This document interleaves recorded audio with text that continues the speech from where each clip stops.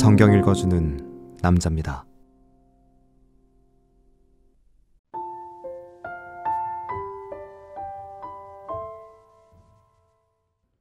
베냐민의 낳은 자는 맏아들 벨라와 둘째 아스벨과 셋째 아하라와 넷째 노하와 다섯째 라바며, 벨라에게 아들들이 있으니 곧 아달과 게라와 아비훗과 아비수아와 나아만과 아호아와 게라와 스부반과 후람이며, 에훗의 아들들은 이러하니라. 저희는 게바 거민의 족장으로서 사로잡아 마나앗으로 가되 곧 나아만과 아히야와 게라를 사로잡아 갔고, 그가 또 우사와 아이웃을 낳았으며, 사하라임은 두 아내 후심과 바하라를 내어 보낸 후에 모압 땅에서 자녀를 낳았으니, 그 아내 호데스에게서 낳은 자는 요밥과 시비야와 메사와 말감과 여우스와 사갸와 미르마라. 이 아들들은 족장이며, 또 그 아내 후심에게서 아비둡과 엘바알을 낳았으며, 엘바알의 아들들은 에벨과 미삼과 세메시니, 저는 오노와 롯과 그 향리를 세웠고, 또 부리아와 세만이 저희는 아얄론 거민의 족장이 되어 가드 거민을 쫓아내었더라. 아히야요 사삭과 여레못과 스바랴와 아랏과 에델과 미가엘과 이스바와 요한은 다 부리아의 아들들이요, 스바랴와 무술람과 히스기와 헤벨과 이스므레와 이슬리아와 요밥은 다 알바알의 아들들이요, 야김과 시그리와 삽디와 엘리에네와 실르데와 엘리엘과 아다야와 브라야와 시므랏은 다 시므이의 아들들이요, 이스반과 에벨과 엘리엘과 압돈과 시그리와 하난과 하나야와 엘렘과 안도디아와 이브디아와 분우엘은 다 사삭의 아들들이요, 삼스레와 스아랴와 아달랴와 야아레시아와 엘리야와 시그리는 다 여로함의 아들들이니, 이는 다 족장이요 대대로 두목이라.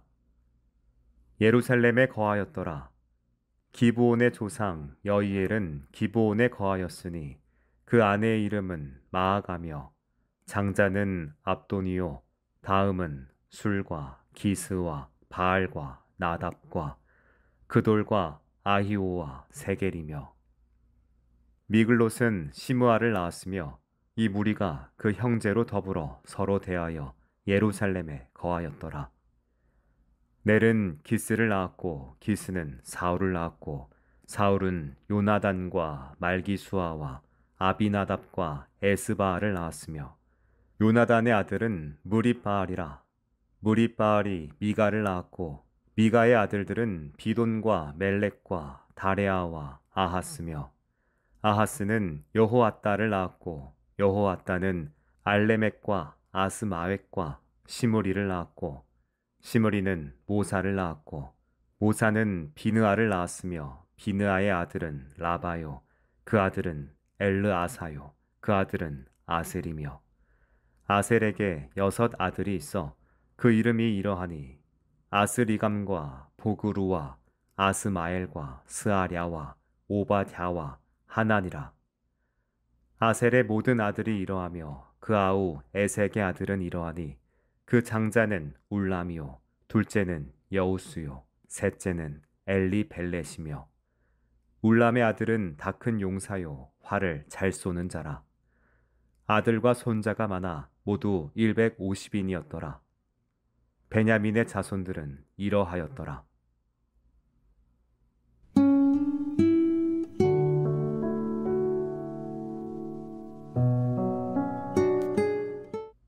사울은 베냐민 지파 사람이었습니다.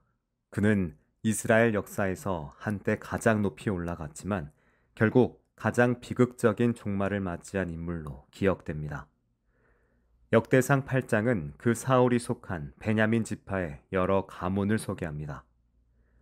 이 안에는 사라진 왕국과 무너진 기대, 그러나 여전히 이어지는 언약의 실마리가 숨어 있습니다. 이 장의 마지막에서 우리는 사울의 아버지 기스와 사울의 이름을 발견합니다.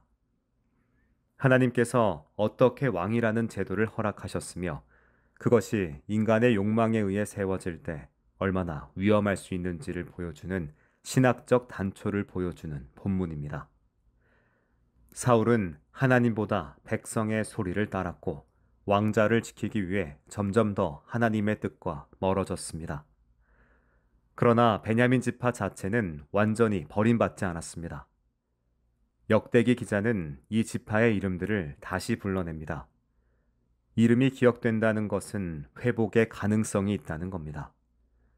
사울은 실패했지만 사울의 지파는 여전히 하나님의 백성 안에 있습니다. 이는 곧 개인의 실패가 공동체 전체의 소망까지 지우지 않는다는 메시지이기도 합니다. 우리는 종종 누군가의 실패를 보며 전체를 판단하곤 합니다. 한 사람의 죄가 가문 전체를, 교회 전체를, 공동체 전체를 덮어버리는 것을 봅니다. 그러나 하나님은 그렇게 판단하지 않으십니다. 베냐민 지파의 이름들은 여전히 하나씩 기록되어 있고 그들은 여전히 하나님의 이야기 안에 있습니다. 사울이 실패한 자리에서도 하나님의 언약은 멈추지 않고 있었습니다. 베냐민 지파에서 태어난 또 다른 유명 인물이 있습니다. 바로 사도 바울입니다. 바울이 그 뿌리에서 나왔습니다. 사울이 육의 왕으로서 실패한 자리에서 바울은 복음의 종으로 다시 하나님의 영광을 드러낸 겁니다.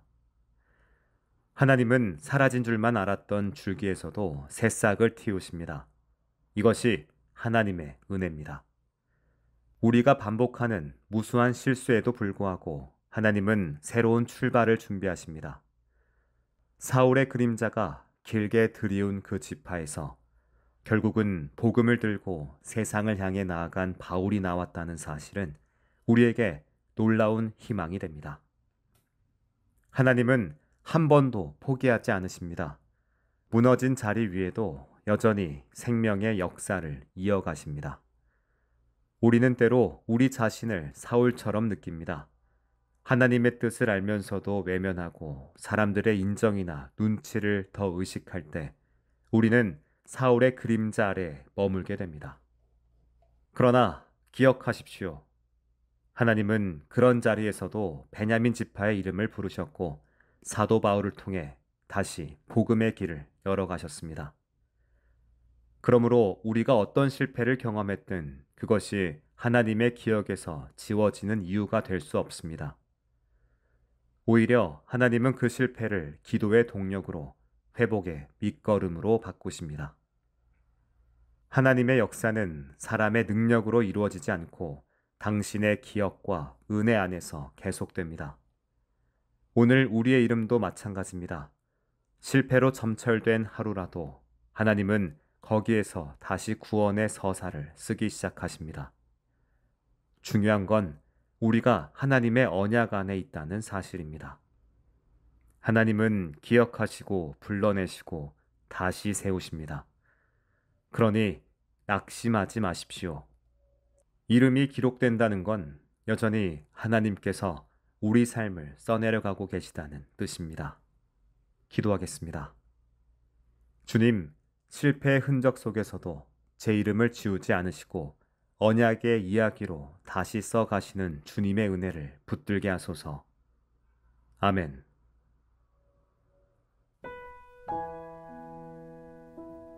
지금까지 묵상에 함께하는 교회 홍정한 목사 내레이션 성경 읽어주는 남자였습니다.